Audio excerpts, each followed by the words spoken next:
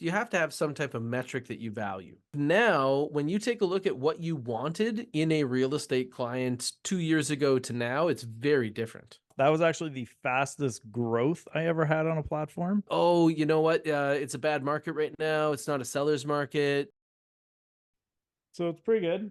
As always, while we give people a minute to file in, I just thought I would remind everyone that you are allowed to ask questions. If you're here live, that's like the one of the big benefits is you can ask us questions. You can either do it in the chat, in the Q&A, or if you really want to, you can even come. We can promote you to be on camera and ask the question live. So it could be at any point you ask us a question, we will answer anything you got live. Otherwise, as always, Taylor and I will just shoot the shit for the next hour and see where it goes. We do have some interesting guests that we've signed up for a couple in the future. So we got some Yeah, cool. next week's Justin. Yes, Justin Conoco. That'll So if be you don't know Justin, he is one of the easiest realtors in the business to find because he runs his business as part a brokerage and part media company. So produces more content than the vast majority of agents. pretty And great. it was pretty fun to meet Justin. Justin was one of the people I met on Clubhouse. And Clubhouse was one of these Yeah, weird finds for me. that's where I connected with them too. Yeah, and so I still spend time on Clubhouse. The place is Still? like damn near empty. Oh my God, I can't believe Oh, the people that are still there are worth it. That's I'm the not. craziest thing. I open that app Yeah, twice a week, but interesting. the people that I end up hanging out with are like, we should get Andy C on here. He's like a Yeah. billboard level agent in Silicon Valley. Okay. And possibly, like, if I could say that there's a handful of agents that would be the most skilled in the world, Andy would be in it. Interesting. Like I briefly loved it. Um, like right when it was obviously like kicking off, like I have never had that fast of a follower count grow as I did on there. It was probably also the fastest and most efficient for a brief period to get clients for me. Like Hmm. I like to this day still have clients I got from like early pandemic Clubhouse that just like one conversation that they listened to sold and they've just been hanging around for years. So for Um me, right when I started, I got in touch with some people in the States that are super fun. Like if you haven't yeah, found Glenda Baker on social media, definitely find her. She's a friend of mine and amazing. yeah, And then the other thing is the relationships that I built on Clubhouse don't feel like other social medias. Like on yeah, Instagram, I follow a bunch of people. If I met them in person, it would be like, oh, okay, I kind of know a lot about you. But when I met Justin for the first time in person, yeah.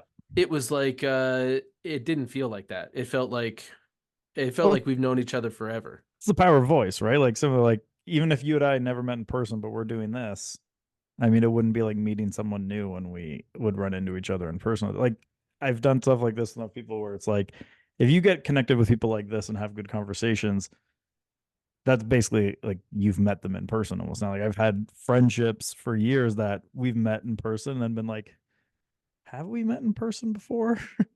Because you feel Yeah. so close. You're not even 100% sure if you have or not, but you've gotten so close over the years. Which is an interesting one. Like I remember because back when I got started in real estate, this belief is mostly gone or completely gone now. I don't see anyone with this objection anymore. Where it was like you can't build genuine connections on social was like the main objection for people coming on. And I'm like, I have like at that point I'd already had friends I made exclusively through Facebook, Hmm. that were like real friends. So I was like, I already knew that was wrong. And you can't tell me that the bar was really a better place to meet people because that's Yeah, how relationships happen. Most people met at like nightclubs and stuff like that, and then it yeah, moved to being like, yeah. Tinder. But it's funny how Yeah, those things Tinder was after change. my dating time. And that was also like the kind of subject matter for today is like shit has changed, Yeah, right? Like now, when you take a look at what you wanted in a real estate client 2 years ago to now, it's very different. Yeah, Like we two actually get years people ago, who you want buyer wanted leads a now. you needed a game day buyer and you still didn't want, like, you're still nervous about buyers. Yeah. And getting the chance at any listing was such an incredible win. Yeah, it was fun. Like I would say even just 2 years ago, we would have people Yeah. like come on sales calls and things like that. And like there's two things that kind of stood out to me, which have completely shifted. One was no one cared about buyer leads. Everyone wanted seller leads exclusively. Now, which turns out the most effective way for a lot of them ended up being running buyer campaigns targeted at people who have to sell their home. But then the other one, which was a big one, which was more short-sighted agents, was why do I need to like hire you to market my listings? It's going to just sell itself in a couple days. I want to unpack And one thing that you just said. yeah, When you were talking about how it's actually more effective to find listings by finding buyers, yeah, just to highlight that point for a second, if you ever talk to somebody about selling their home, what you'll sense from them is a lot of conflict, a lot of feeling judged, a yeah, lot of like almost like they have to pass a test that they made up in their mind for a value that they wanted. Like we call it the seller's algorithm. What they're really trying to figure out is, can I sell this and end up with enough money to do whatever the heck I want to do next? yeah, But they're really dedicated to that next part. So then if you talk to the same person about buying, there's much less anxiety. Like there was anxiety a couple years ago related to the process because buying was so difficult and their options were yeah, so few. But if you talk to the average person about their purchase, they really talk optimistically about it. They're going to get that new house. They're going to be in that new place. This is a big yeah. life change for them, right? And so marketing to people for selling is something that they almost don't want to look at too much. Whereas talking to them about where they're going seems to be way more effective. Yeah, it's the future. Like everyone, I mean, it's the most one of the most overused motivational quotes of you're passing the puck to where they're going. Yeah. Right? Like you know the direction I want to go, and most people would still rather look at like that hopeful, unlimited possibility of the future. So I Um, can't remember if that quote is from Wayne Gretzky or about Wayne Gretzky, I think it's but about it's him. everyone But else is going where the puck is, and yeah, Wayne is going where the puck will be. yeah, And that was something that is a big thing with marketing, is to understand consumer behavior enough to know that they feel anxiety about sale. And yeah, normally, by the time they hit a website that's like, what's my home worth? They're already so close to jumping and going to buy something. And this is like one of the last boxes in their yeah. checklist. Well, I guess we'll see if I can because we're live, and I know some people will be watching audio only. But it's an interesting one. It was for an enterprise thing from a guy who runs a company called Foundation. So it's an interesting graphic that he does where it's here's the buyer journey on his for enterprise. Now his is for enterprise clients, and he was mapping out all the different at each stage, all the content he needed for it. Right, like it's a really interesting one that like it's a great exercise for agents to. It was Ross Simmons, that's his name. Like if you're on Twitter, amazing guy to follow, Ross Simmons. He really one of those guys who really knows the stuff and is Canadian. Um, More focused on like enterprise sales, SaaS stuff, but still a lot of great lessons there. Um, but realtors should do this too of like map out not like with you, but just a buyer's journey from start to finish and a seller's journey from start to finish. And then you just start trying to break that down and look for each of these stages. What can I do in marketing to reach them? Okay, so here's how I'd break it down in steps is basically like, obviously, when they want to take part, you have like your process. You Yeah. know, at my company, we call it the remarkable buying experience and the remarkable selling experience. Yeah. And the idea is it comes from a Walt Disney quote that's remarkability is doing what you do so well that people can't resist telling others about it. Yeah. And that's why we measure ourselves on 5-star experiences, but I'll try to tie it in. But then before that, what is the client going like before they run into you, they're normally dealing with problems. Too many kids for the number of bedrooms, right? Other discomfort that they're trying to get away from, those types of things. And understanding that part of the client journey to Yeah. where they first perceive that they have a problem. And then you want to be on the bus stop where they're getting off that real estate may be a high potential solution. Yeah. So there's kind of layers. But the one layer that I would like to add to this is empathy mapping. So it's not just about what they do, but how they feel in that moment. Because you know how many people feel right now that real estate is bad because they read the news? Oh man, I It's need huge. another bedroom for my kid, but real estate's bad. Real estate's Is like, bad. did you Newspaper do tells me this so. as an exercise in one of the tech companies you do stuff with? Is this where you got it from? What's that? The empathy mapping? I'm just curious. This Um, is where I first saw this. oh, interesting. No, So but this company that I was with, they got like an $8 million funding round, and I was doing some consulting with them. And it was a really interesting one where they brought in this guy who was like to help them work on their UX and user experience for those who don't might not know what that is. Um, and then so what we ended up doing was he brought a ton of potential users into a room. And I've done this the first part of this experience with agents for different things. And what we ended up doing was you kind of like map out every step along the way of just like start at the beginning, like we just talked about, like you put a post-it note for each individual step. And it's a really effective tool. Then the next one is you then have them come back after they've mapped all that out with a different color post-it and map what they felt at each step. hmm. And then that goes underneath it. So then, but if you have 10 people doing it at a time, now you have the actual process and their feelings at each step. Yep.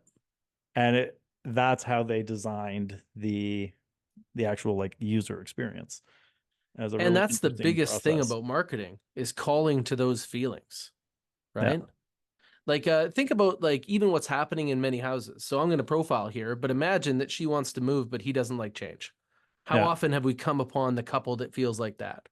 So they're having this conversation about real estate at like a 7 out of 10, but then he's defending himself with the news. Oh, interest rates are still going to go down. We got to wait, right? Yeah. Oh, you know what? It's a bad market right now. It's not a seller's market. You know, we're not going to get as much for our sale. Yeah. But that's mostly because like the thought of doing this is such a hassle, and most people are under a fair amount of stress to begin with. Yeah. But then imagine that through marketing, you could give them ways to have better conversations. Like, hey, listen, by the time interest rates go down, there's going to be so many buyers in the market that the value that interest rates save will essentially be collected by the sellers that they pay. Right. And how are you putting that into play? Like if you look at like what you have out there today in your business, like what are some like concrete, here's some things we have out there deployed right now? I'm not sure if you can hear it, but I'm not sure, and anybody else, but can you guys hear my dog snoring? I Hugo, can. or sorry, Louis is snoring, like sawing logs right behind me here. Yeah. But that's what that sound is. I can't hear anything. Um, when my market right now is getting a lot of migration. So mainly what we're trying to talk to people about is we know you can't find anything. We can Yeah. help with that. Like we're a lot of our talk tracks from the sales team are we know about properties that aren't coming to MLS. Yep. You know, like talk to us about that.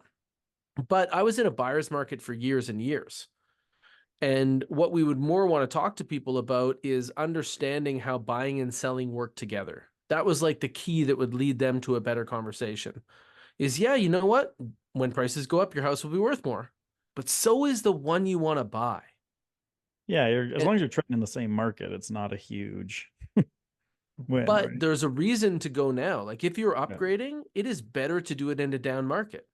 So being able to package something, like imagine that our market went down 10%. And let's say that the average of your market was $1 million. Well, that means that if somebody was selling the average house, that it may have lost $100,000.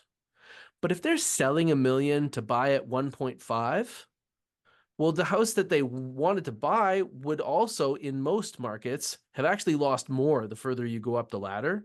But Yep. let's say it was symmetrical. Well, now that place lost 150,000.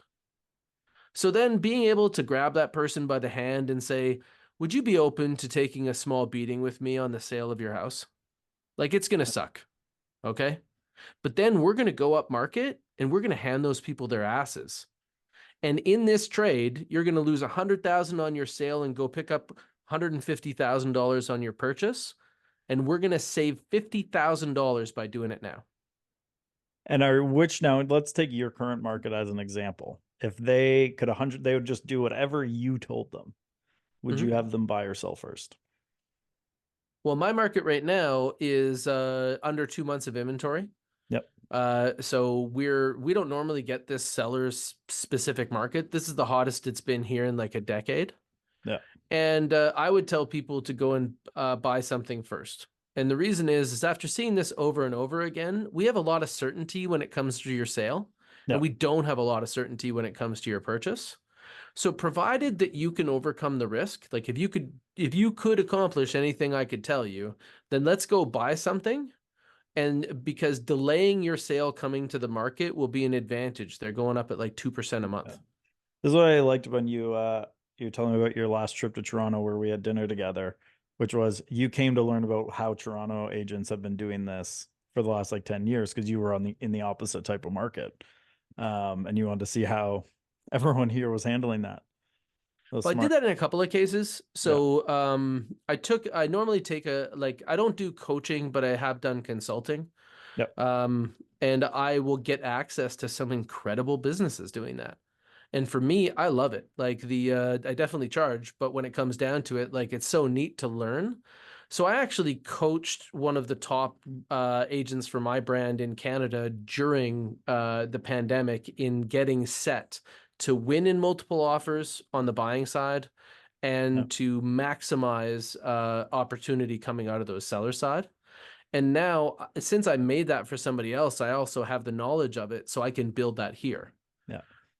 So we have So, a seller system that is just rocking it right now. Like most of our market, like our market is averaging at 100% of list price, and like our last sale was 117.5% yeah. of list. And are you doing like under list price to encourage the bidding war or what? Like Yep. basically, like what I'm curious about, like from those trips where you came to learn a little bit of how it works, what did you learn that you then went and applied? Oh, a whole bunch. So the first thing is to slow the process down. So really talk to those sellers about delaying bringing their property to the market until we can get everything sewn up in advance because we're going to Yeah. make it big and short. Yeah. And then also helping them understand price as a marketing tool. Because like if you have a property that maybe the comparables sold at around 500 and your market is moving up, well, you can't predict what it is actually going to sell for. If you do a good job, you should outbench every comparable out there. And Yeah. you're going to have some variance based on any other properties that hit the market at the same price at the same time as you, or perhaps everything around you happening to going pending right as you land. Like there's some things that's kind of like chance, like poker, Yeah. but there's some key things to play in the statistical advantages. So one, the time that the listing is exclusive to you is before it goes to MLS. So that coming soon, making it as like worth it as you can in a world where coming soon doesn't need to be very long, right? Yeah. Like right now, you hear about movies and bang, they're on streaming services. Like there is no like the world's moves very fast. Which used to meant that they were going to suck if they did that. Yeah. And now it's kind of the Yeah. norm. So what we do is we only put properties up on the market on Thursday. And that's because we know traffic patterns gives us more opportunity on the weekends. Yep. And what we believe is that there's going to have some delay before all of the websites have our listing. And we really want to be that hottest new listing for the weekend. Yeah. So we only list on Thursdays. But on Wednesday, we do coming soons on social media where people can get more information and get updates on the listing and so on. And that's where it's exclusive to us so we can drive traffic that no one else can get. Yeah. And then the day You before just do that, we one want day to exclusive. You don't do like the full three. we're actually only allowed to do a couple of days here, and we actually do it for different activities. Yeah. So we do it open on Wednesday on social media, but the day before that, we have a database of people that have been active on our website that get it, and also we have a list of 5-star agents in our marketplace that get it. Yeah. So every time we do a deal with somebody, we rate them, and if they meet high ratings, they get on our sneak peek list. How effective has that list been for getting homes sold? Pretty awesome. Well, we could sell a lot of them before they hit the market, but we won't Yeah. because what we want is for the market to show us the most money so that we can do the best for our sellers. Yeah. Makes So we sense. don't let them in before Thursday. We talk to our clients. Like obviously we have obligations to present any offer we receive, but we talk to our clients about the strategy and they normally agree with the strategy. It's better to get the most competition. Yeah. Makes sense. And now let's flip to the other side of this. you're, let's say, someone in our GTA area who've kind of been in the other angle for a while of buyers are the ones kind of dictating a little bit more. Mm-hmm. Now, it's probably still not quite like a buyer's market like it would have been in Edmonton before. Like we're still like if anything, it's more balanced, but still you could argue it's still pushing a little bit on the seller side. Um, how would you like what changes would you have them do versus being in a strong sellers before that? Yeah, so I think that you're one, I would be bringing my clients a pricing strategy instead of a price. Yep. So say like, okay, comparables right now are about here. We would want to try to get that, maybe overprice that a little bit. But then our whole strategy is going to be around reductions. Yeah. So until buyers see you as being in the top three, you're actually really not in the game because there's not enough buyers for everybody right now. So the idea would be is let's get that price on, drive a little bit of traffic, measure it. So you have to do showing feedback. Yep. And the showing feedback that we ask is normally 5 questions, but the litmus test question is would your clients consider this in their top three? Yeah. If it is, I'm going to talk to their agent directly and so on. And we're also going to probably note them if we get offers from anybody else. But if they're not getting any top threes, that's going to be a great way for me to talk to my client about the market giving us feedback that they're not close enough to market value. Yeah. And then we're going to make strategic price changes because every time we change in price more than 1%, we're going to get back up to the top of MLS. We're going to get emails sent out to every prospective buyer in the marketplace. And if we're moving pretty regularly, then buyers are going to start to get concerned that somebody might buy us. Yeah. And that's going to be the people that you're hopefully going to draw in. But that's the main idea. And also to make sure that they can tolerate the market. Like that's one of the things that I told many people is, hey, you know what? This market isn't really for you right now. Yeah. Like what you're looking for is to try to achieve this, and the market's kind of saying that. So it would only make sense to get this if you wanted this over here. And since that's what you like, if you're not upgrading, you're just selling this to downsize, probably isn't your market. Yeah. Those types of things is conversations I'd regularly have with people. Yeah. And are you doing anything like, do you ever recommend like, sell, rent for a bit, anything like that? Or is it kind of dictated by them? I don't find that that's very popular here. Yeah. Even when vacancy was low and getting a rental was easy, there were so many people that maybe our market doesn't whiplash as much as some other markets where you could rent and then get huge savings as Yeah. the market moves downwards.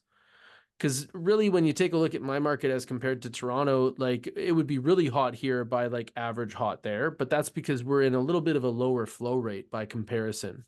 Yeah. And how many agents are there roughly in Edmonton again? 4,000? It's not bad. 4,000 serving a group that was about 1 million, but the estimates on Edmonton size are ridiculous right now. Yeah. Like there is no question that we're going to be like 1.2 to 1.4, like literally moving up by like 20% in 12 months. But the other side of it is there's some people that are calling that we're going to break 2 million, like double our size over a 5-year period. And where's them? Is that interprovincial movement or would that be Uh, more new immigrants coming in? it's actually like this second movement for new immigrants. Okay, so like, Previously, in order to get into Alberta as a permanent resident, you needed to have skilled trade. So yeah, you actually had to be a red seal at something. And that kept a whole bunch of people out of Alberta that would have lived here for sure because it's so inexpensive by comparison to everywhere else. yeah, But now they've changed that rule. So imagine all the immigrants that now have permanent residency. They've been here for a couple of years. And Edmond or like Alberta is open to them now. yeah. It's incredible how fast it's moving. So what are you doing, if anything, to capture those movers? When it comes down to it, as an established real estate company, the first people we serve is our database. Yep. So a lot of the times it's trying to protect our current local clients from what we call killer bees. Like the people that are coming from other provinces, they're used to places that don't have conditions. Yep. It's like Africanized bees. And so they're coming into multiple offers and just smoking the place. It's crazy. Yeah. And, You see and it our all the way around the Toronto area the last few years. right, but like our people wouldn't know that here Yeah. if we didn't do things. Like we were in Vancouver in September, we were in Toronto in December, and it was great to see you at that time. Yeah. but we were there to get these like low inventory strategies that are serving us now. So we're the ones writing the aggressive offers. We're the ones helping our clients like acclimate to that. So that's really our Yeah. first thing. And then the second thing is building something larger. So this is something that you and I have talked about for a while, and you plant some of these ideas in my head that just smolder. So we talk a lot about Dean Jackson, and Dean made Yeah. this like niche market around properties that backed onto a lake, Yeah. right? And in Edmonton, I don't really have things like that. I do have like River Valley access, and there's been a few agents that have tried to crack that. But I think here it's actually going to be like families with kids is who is being attracted here because then they can afford to deliver a lifestyle to those kids. So I think I'm going to go after schools. Yep. So we've just like we're probably like we're hours and hours and hours into compiling all the school data and things like that to basically make a capture community website surrounding schools and helping people find the right school for their kid and then look for real estate nearby. Yeah, like we did that on our, like I love that one for traffic. Like it's such a easy way to capture traffic that almost no one's competing on. Oh, it's And awful here. Like yeah. even finding the school stuff is weak. Yeah, no, there's not great info anywhere. And this is where like for example AI is great because like I always had it like now I would we were actually working on this with someone recently and they were from a smaller area. Like Toronto this wouldn't work as well because there's more people doing it, but it's just like have it write it because now you can see right away where the gaps are. So like go to like the AI tool and say, "Hey, write me an article about this school." In from the lens of someone looking to see where their kid would go. Now Mm-hmm. you know what the generic info is that everyone can get online. So it's like, all right, That's how good could I insight. make this more valuable by going out and like talking to people, finding stats that aren't so easy to find? Mm-hmm. Like what are those extra pieces here? Because this is what's easy to find online and surface. Yep.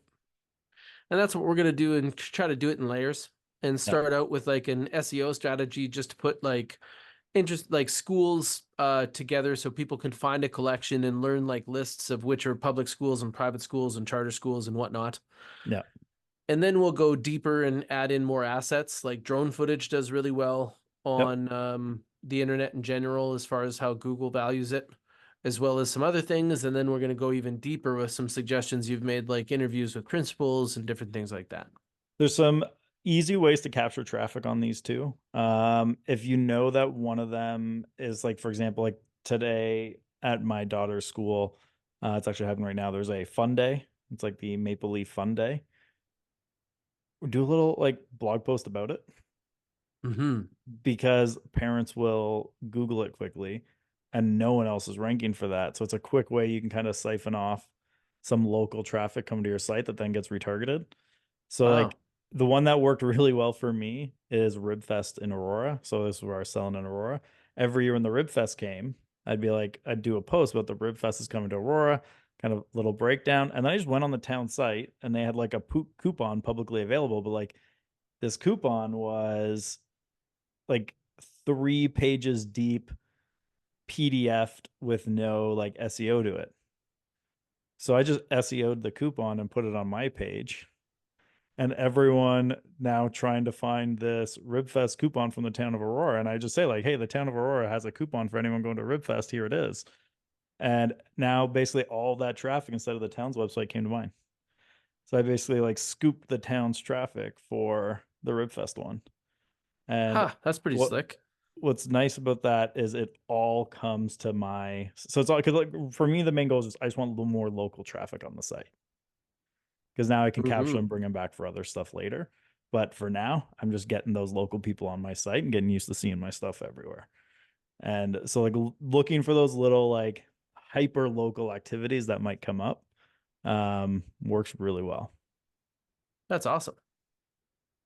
So here's a question from Dinesh. My query is whether subject property close to walking distance to school is selling point and increase the value of the property. Well, let's see what you think there. It depends on the property. So I really see real estate as far as houses. The world is divided between houses that have three bedrooms upstairs or not. So the most common properties in most cities are three bedrooms upstairs, one bedroom in the basement. You see variations on this in specific places. But then you find these odd properties that are only 2 bedrooms upstairs, and families tend to reject them. And families are the largest demographic in residential real estate. So it's actually surprising to see properties like this near schools, but it does definitely happen, especially where you're in neighborhoods that have older houses, because they just didn't think like that. Whoever bought that Yeah. lot built that thing, and whatever happened, happened. So I really do think that if you have a house that's built for a family and it's walking distance to a school, that group will pay more for it than anybody else would. Yeah. Provided you're able to tap that group and in the time you hit the market, you're able to find that buyer that will pay you the most, that would be part of it. So if you find Yeah. the perfect match, you'll get more money, but you should be pricing things for almost like an average match and then hoping for the best. Yeah. As on the walking is at my house. So the house, like I'm on a little court, like a 6 house court. It comes off the main feeder street for our neighborhood. Well, you've been here, you know that. Nice place. That feeder street is the separation line from getting a bus or having to walk to school. Ooh, And we are that's tight. happy because we're just on the other side and she can get the bus. That's Because slick. yeah, but like literally the middle of the street's the dividing line. Mm-hmm. So we are like we have a neighbor 100 feet away who they have to walk and we can take the bus. Mm-hmm. And like for us, like the bus has been a lifesaver this year. So like it's not like it can be very situational dependent depending on little things like that. Like even though technically it's walkable to that school, bus is Yeah. better for us. Yeah, but when we're talking about these things that are like specialized things, I think Yeah. that like if you were going to get pricing out of something, it would very likely be something that is appealing to families with kids. Yeah. But other specialized properties may not get those types of advantages. What you really need to think about is the demand versus the supply. Yeah. So if you do have a family property near a school that's in high demand, yes, it's going to impact the pricing. But if for any reason there's not a lot of flow to there, like maybe it's a neighborhood that's considered a bad neighborhood, well now it's not going to Yeah. achieve more. I'd be interested to see the data on is there a price difference from back like what the three scenarios here. They take the same like let's say 4 bedroom detached home. Have one back onto a schoolyard, one back onto like a park, one back onto like a forest.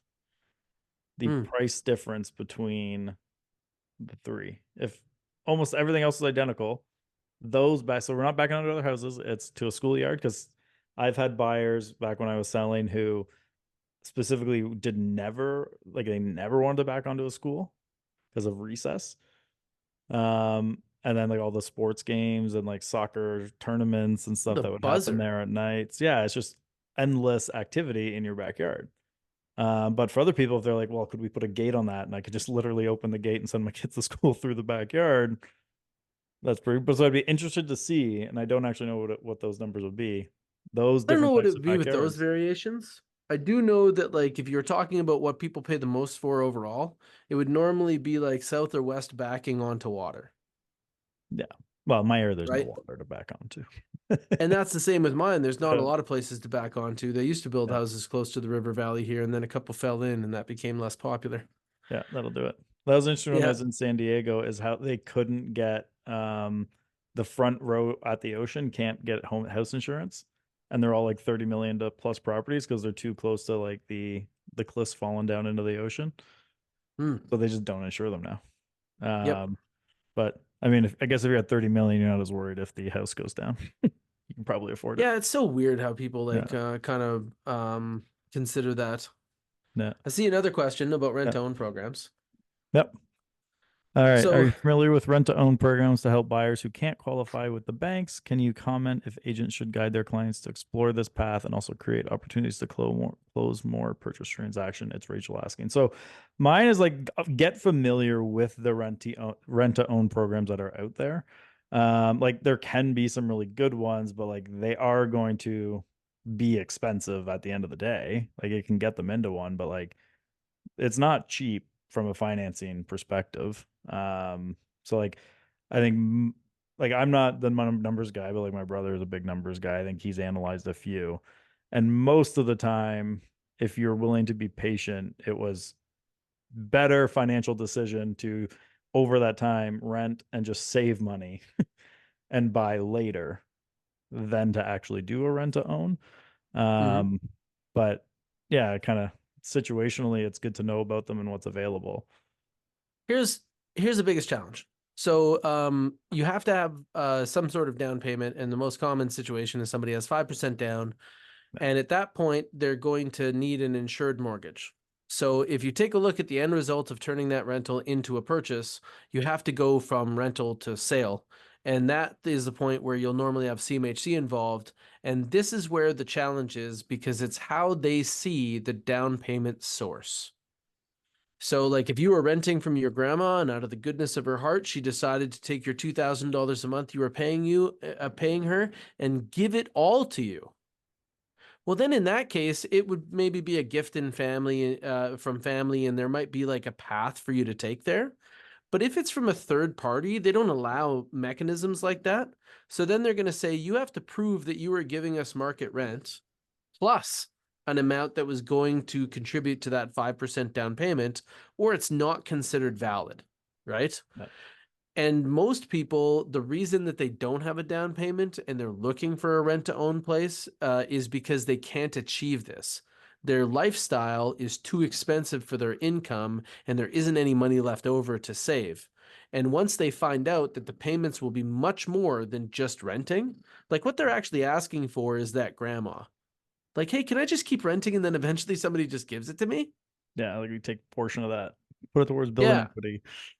So my suggestion on that is that if you're swimming in the rent to own pool, you are in the hardest part of real estate to convert.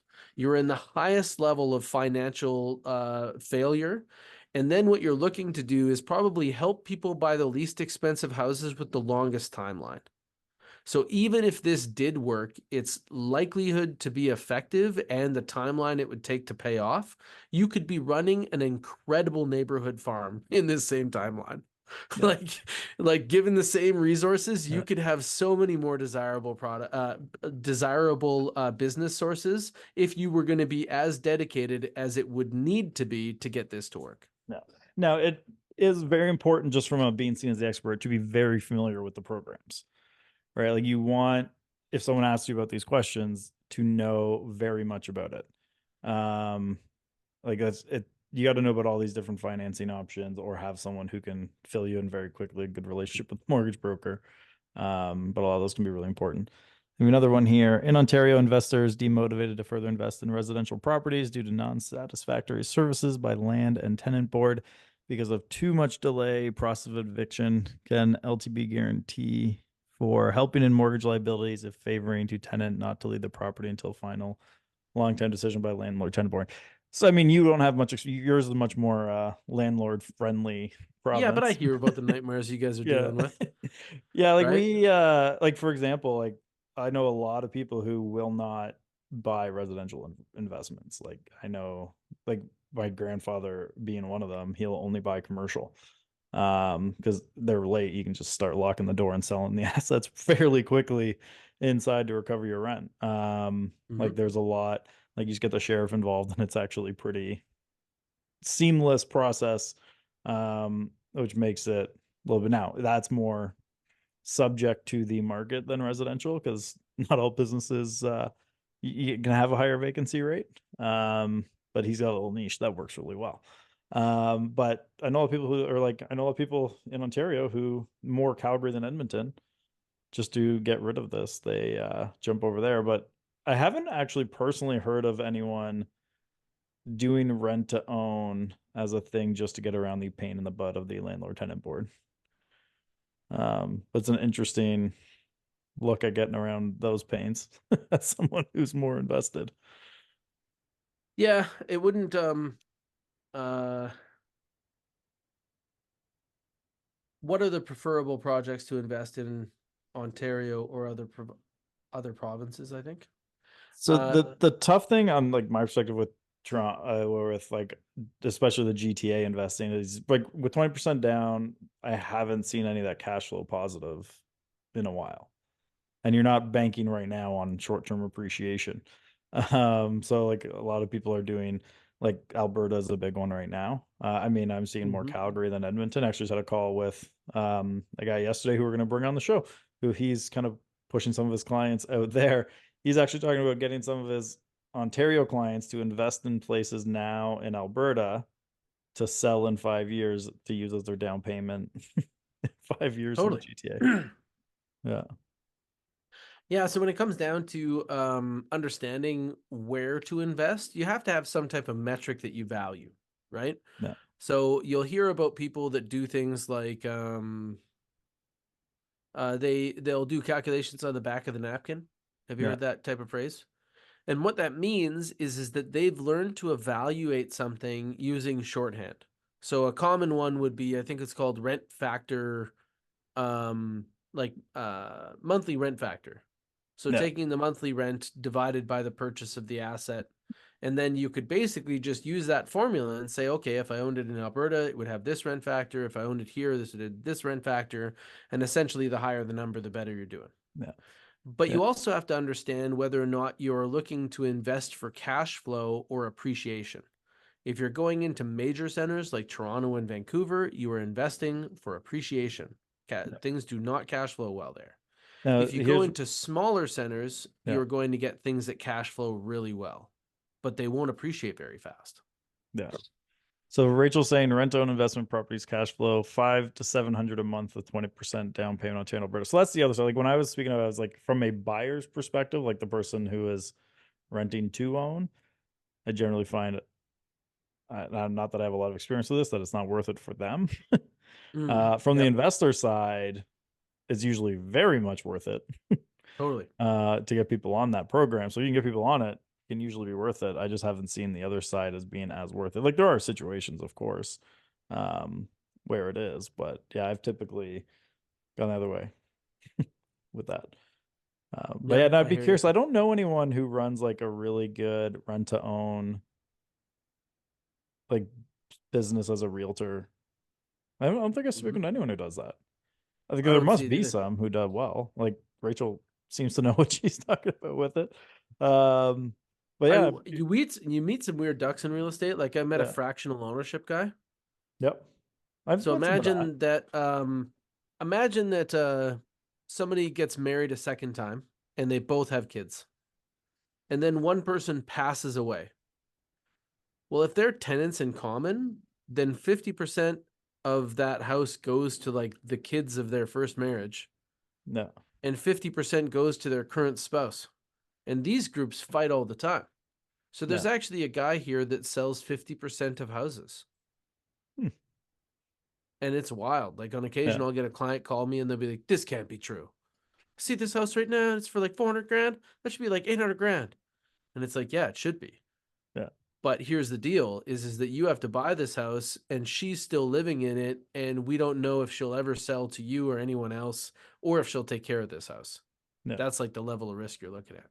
It's like I always love just in business in general finding those like really unique situations that people find. And because every now and then you meet someone who's making so much money on the weirdest thing. Yeah, like the auxiliary dwelling unit guy out of the States, Yeah. the ADU guy. He Yeah. was another character from Clubhouse, and that's all he does is like helps people make rentable spaces in their yards. Yeah. Oh, there's some pretty wild little like I mean it's back to the can you sell the pickaxe and the gold rush stuff. Um Mm. always looking for those little opportunities there. Mm-hmm. There's some interesting ones like how many companies, I mean I'd be curious to know what their numbers are today because I've not looked. Like how many companies made millions during the pandemic selling backyard chicken stuff? Mm-hmm. Like the most Yeah, the random the trend. off bounce, right? Yeah. Like being in the cardboard box business was insane. Yeah. Like a lot Until of people Amazon. didn't understand that we ran out of toilet paper because it was more valuable for companies to make cardboard boxes for Amazon to use than it was to make toilet paper, and the same companies make both of those things. So they were Yeah. changing resources to build more boxes because we were ordering everything online, Yeah. and it meant that they were creating less toilet paper, and we couldn't figure it out. It took a long time actually afterwards for people to Yeah. get it. Yeah, there's some funny instances, but I'm curious. Like, I love hearing those niches in real estate that people find, just those really like for one woman I spoke to years ago who was like, she's referred to herself as the trailer park queen. That Yeah. all she See, did for was me, like, that's not my dream. That was like what oh, motivated me. Like yeah, everything that I accomplished in real estate was based on one fear. And it yeah. was eventually that I would own a business called Taylor's Trailers. Hey, those can be very lucrative, man. I hear you, but it's not what Like not the what I'm looking for. companies that place like office trailers on construction sites, that's Hmm. good money. Yeah, here there's companies that do these things called rig mats, Yeah. where they lay down these giant mats that construction equipment can move over when they're over soft ground. Yeah. Yeah, so Yeah, many an interesting interesting one I places. just saw for the first time that's like such a smart way to combine it. The companies that drop bins on job sites, like you're renovating your house, you're doing additions, you drop a bin on it, is it comes with a built-in porta potty, Oh, that's awesome. right? So it's like, yeah, why would you separately have to rent a porta potty? They already got the bin, so it's literally just built into the bin at like the front of it, a full porta potty. Wow. So We got simple. another question here. Yeah. Are you finding that buyers underestimate what they can afford? How do you entice them to look further away or reduce their wish list without discouraging them? So generally, you gotta. I like again. It's been a while since I've had to have this conversation personally. So I definitely want your follow up with this. But like when I used to talk about basically the three, you're looking at price, location, and basically the state of the property. If you can't afford the three you want, you got to pick one to drop. So you're either Mm-hmm. dropping the price, you're dropping the location, or you're dropping the state of the property. Mm. That's kind of like you can have two of the three. Most of like there are some exceptions where you can't have any of them because that's just your budget. But if it's like close but not quite there, we'd kind of just sit down and have that conversation about like which of these three, which two are the most important. Mm-hmm. And then you can okay, so let's say it's the specific location, but like they'd be happy to fix something up, then we can go change the type of they were looking at there. But I mean, I typically found that they're most willing to change the location eventually. Totally. Like Drive that till was you the qualify. yeah, like that was the main one. Like just as a like anecdotal one again, like I grew up in Aurora. I'm in Newmarket because I could get a bigger house for the exact same price that a smaller house would be. A lot of people from my high school, they're like two towns north, and it's just kind of Mm-hmm. like you see How it that went. yeah, that just everyone's gone up a town north or two of where they grew up. Like I know that's a huge thing here. It's just let's all just go That's up so two funny. towns. And then those people went up two towns and those went up two towns. Generationally, they're just moving away. Yeah, slowly Um, but surely. I think there's a few things that you need to land early. So the way that we talk about what you were just mentioning is we call it characteristics, condition, and location. Yeah, Those are the pillars of price. So when people start working with us, we have a what we call a buyer's blueprint meeting. Because what we need to help people understand is that either we'll be able to reveal that their blueprint matches the market, yeah, or we'll need to reveal that in order for them to achieve success, they need to change the blueprint, right? Because most people approaching real estate, they think that this is going to be a process of selection. Yeah, I'm going to walk around until I find the one I like and then I'm going to buy it. Like there's hundreds and hundreds and hundreds of houses for sale. Eventually, I'm going to be able to find what I want to buy for the price I want to pay. Not true. Because once you enter in your criteria, you'll realize that there's only like 6 houses that fit you or so on, right? yeah, So they think it's this process of selection where actually it's a process of elimination. It's not what's the right answer, it's what's the best answer. So we start in the blueprint meeting to talk to them a little bit about characteristics, condition, and location so that we can later help them understand what to change when they realize they can't get everything they want for the price they want to pay. And then we also need to show them how few options there are because they will blame you otherwise. So when we're sitting down with them, we actually show them the MLS or Paragon, our system of that. And as we put in their criteria, they see the number of matches reducing. And that really drives home that there isn't an infinite amount of options for you. yeah. And I'm curious on your end. You're working with someone, none of the options work for them. How often, like, at what point are you bringing in that, okay, let's look at a different location, let's look at this versus, well, I think something will come up eventually. Why don't we just sit and wait for, see what comes up? Or like right out of the gate. Yeah. Like, if you are an expert and experienced, you can walk up to a chessboard and be like, "Oh yeah, you're like 6 moves away from checkmate." No. Like, I already know in the blueprint meeting that first off that I don't have alignment with my couple I'm dealing with. Like, a lot of people don't understand that the communication problem that they have with their clients is between their clients. And so by starting to reveal that these people aren't looking at the same house, I'm starting to solve on these. And Yeah. then by helping them understand that the most important thing is location because they're not going to move it. And then characteristics because they're probably not going to make it bigger. No. And then most people perceive their ability to renovate some, so kind of focus in on that. So I'm like laying the groundwork. And then after that, when we go on showings, they don't pick all the houses. I don't wait for them to like something online and then suggest we go see something. I No. think that's for clerks. And clerk is the worst thing I could say about a salesperson, right? I I I do not value I believe that sales is a great craft. I believe it's the ability to get to know somebody so deeply you can help them beyond their own understanding. But you can also use it to con people and rob people, and there's a fair amount of people out there that do that. Yeah. The Wolf of Wall But Street if you guys. get to know those people intimately, then you're going to know where they're going to go and you're going to start to read the bounces and being like, oh, okay, we're going to see some houses. You're going to realize that the stuff you can buy here isn't acceptable to you. Yeah. So then I'm going to start introducing things early. Like I open the door by showing people the right house in the wrong neighborhood as a trial.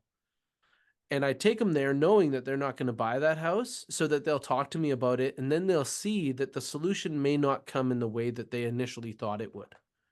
But it's also through asking challenge questions. Like, hey, Andrew, how would you rate that house out of 10 that we just saw? No. Like, Oh, you let's say want to you do give roll? it a 7, Yeah. Let's go right? 7. Worst Yeah, answer. okay. What would it take to make that a 10? Like, what would we have had to change about that place to make it a 10, Need a right? ravine, man. Got to get that Okay. 10. So if we could jack this house up and put it on a ravine, then you'd be like, man, this is at a 10 out of 10. Yep.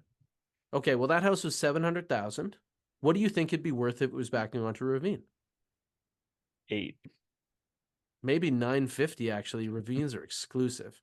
Yeah. So, do you want to talk to the mortgage person about adjusting your budget, or should we find something that's not on a ravine?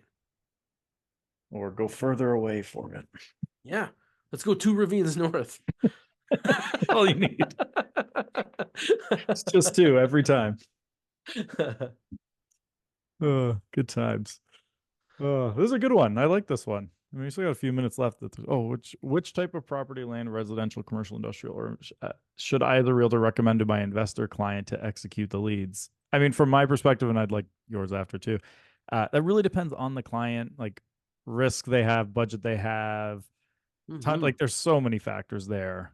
Um, it's not like it's not a straightforward answer. Like, I mean, on my end, we do development, both residential, commercial. It's different people that kind of we would recommend investing in both of them. Um, it's like even just the risk tolerance is like a huge part of that. Um, what is that risk tolerance for them? Where are they located? Do they have property management experience? Like, there's so many factors in that from my end that from that answer, it's hard to say. I mean, the to give a short answer, it's what cash flows, what cash flows for them in the area they're in. But that's not everyone's objective either. So, but mine would be cash flow. Mm-hmm. So, I think that that's like a key element is like, what are you getting for this? Like, what you're asking is what everybody's going to ask you, which is what is the best juice for squeeze? Yeah. But when you learn more about those people, like you'll understand that most people don't have the cash to do the land game. Like the financing is awful on raw land. You can't get mortgages unless it's a livable residence and so on and so forth. So the likelihood that you actually are coming into many people that would be a good fit for land is pretty limited. Yeah. And then after that, most people are set up to maximize what they know. So let's say that you had 10 acres. Well, if we put that in the middle of Saskatchewan, the person who's going to pay the most for it is a farmer. And that's because through farming, they will be able to pay the most for the land, right? Yeah. Now, if you put that 10 acres in the middle of a city, well, now it's going to be developers that would pay the most for it. Like a farmer wouldn't, like, even if he farmed that land, it wouldn't justify, like, they wouldn't be able to pay the most. So part of it, you need to know your geography and be like, all right, you know what? There is some land around here, but finding people to buy and sell land is very limited. So I don't Yeah. know if I'd be able to accumulate enough clients to stay in business if I made that play. And in Ontario right now, the market for land financing is terrible. Speaking from experience, not a lot of people are lending, especially if it's not already zoned properly. Like we've seen some interesting ones, like even the ones that we have that we're developing right now. Um, like it's like the ones that have houses on it, we can actually get residential mortgages on them. But then like the other one we got lucky because it went power of sale before we bought, like we bought it out of power of sale. The people who were going to lose their money that put a power of sale were willing to give us vendor take back mortgages. And that, but like other than something like that, it's really hard to get that loan or the mortgages on land right now. Like we have another project that we're just going out to people right now trying to get like 9 for it, Mhm. or 9 million loan. Not a lot of people lending that on raw land right now.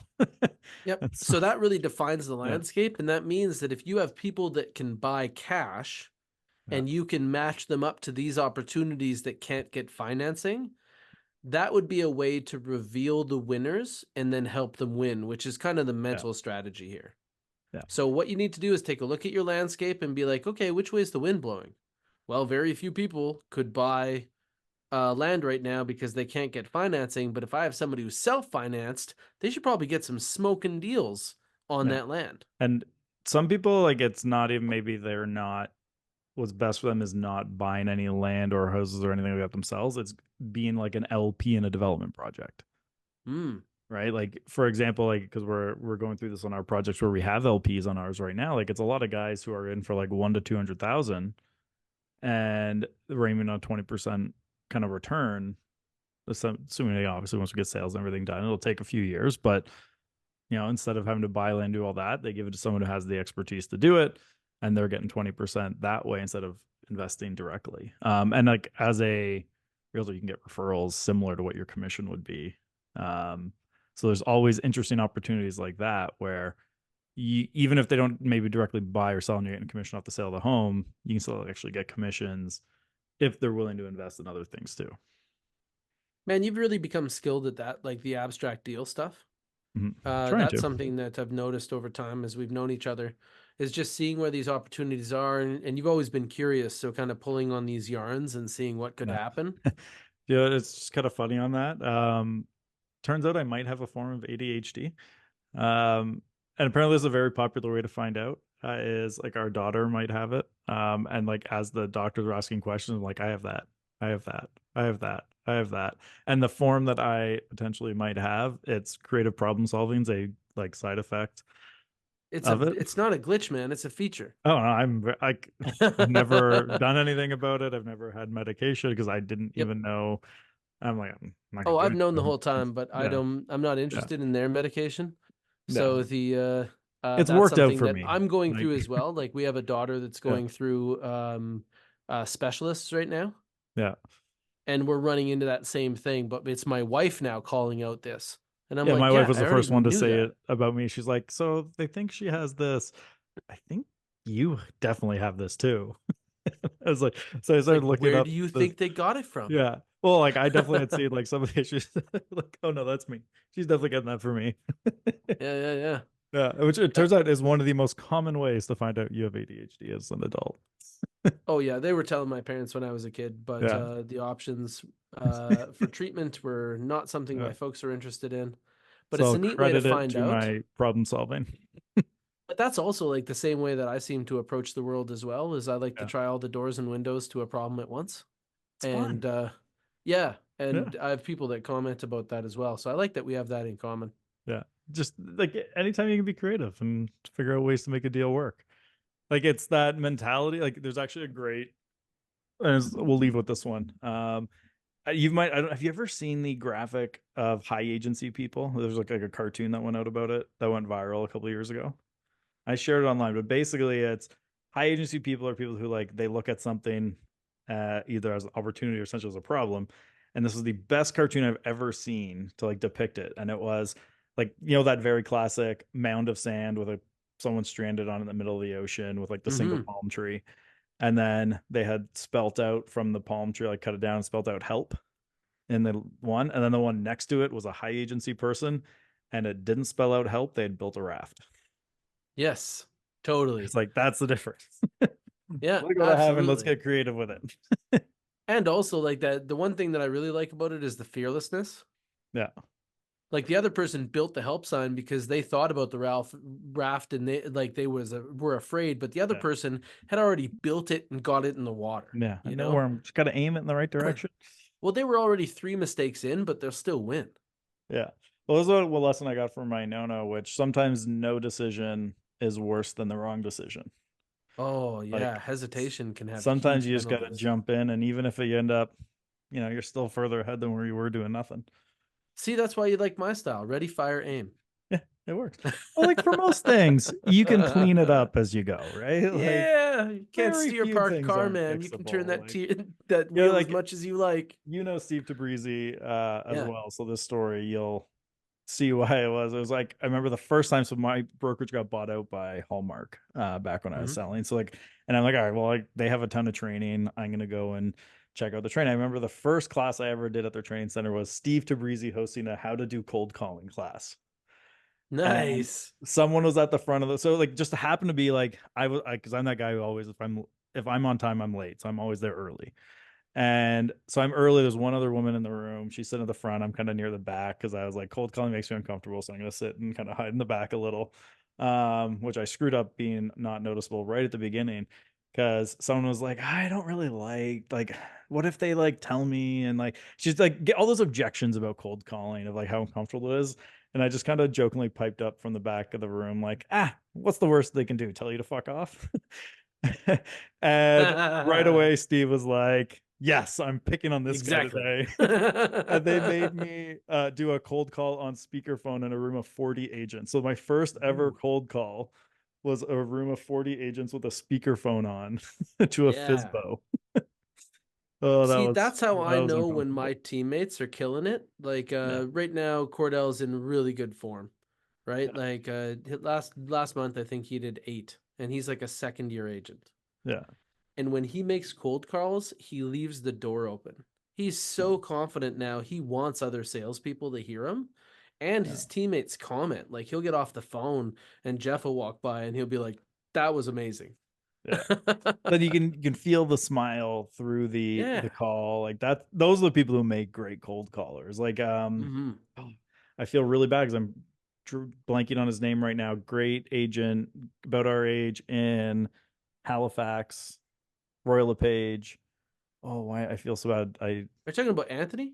Yes, Anthony Anthony. Brown? Yeah, yes. I feel so bad because like he's a friend and I just pure blank on his name there. Have you ever heard him talk about cold calling? No, So when but he will he's like really good.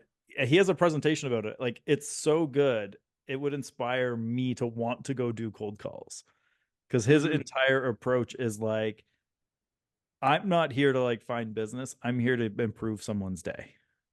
That's Mm. it. Like there will He has such a good I outlook. just want to do these cold calls to make that person's day better than it was before the call. And that's his goal. And he's got a really cool story too. We should have him on at some point and bring him in. But if Anthony, if you're watching this, I am so sorry. I just forgot your name there. We got it. Yeah, It's we got you the help two me of us. We out. got it. I know I can literally detail his entire story, everything, and like all these details about him, and then I just completely blanked on the name there for a second. Um, Mm, yeah, it happens. I'll blame my new ADHD. there you go. Oh, good times. All right, so next week we have Justin Conoco, Yep. one of the best content marketers in real estate. So if you have any interest in creating content, stuff like that, definitely check out. We're also going to have probably Michael Lafita, who wrote the book on selling luxury properties, come on at some point. We're also talking to Tom Story about finding a date to talk about video Yep. marketing. And he stopped Uh, by for a little bit. Chuck Charlton was in the house tonight, and yeah, I think he's going to be coming. yeah, I think we're gonna get him on to talk about client experience more in depth. And I mean, we're definitely gonna try and get Dean Jackson because we talk about him almost every episode, so we must just have him come on. But yeah, let's find Get some it other direct. people. Yeah, but yeah, let's find some other people and let's get them on. But Sure. otherwise, see you guys next week for Justin.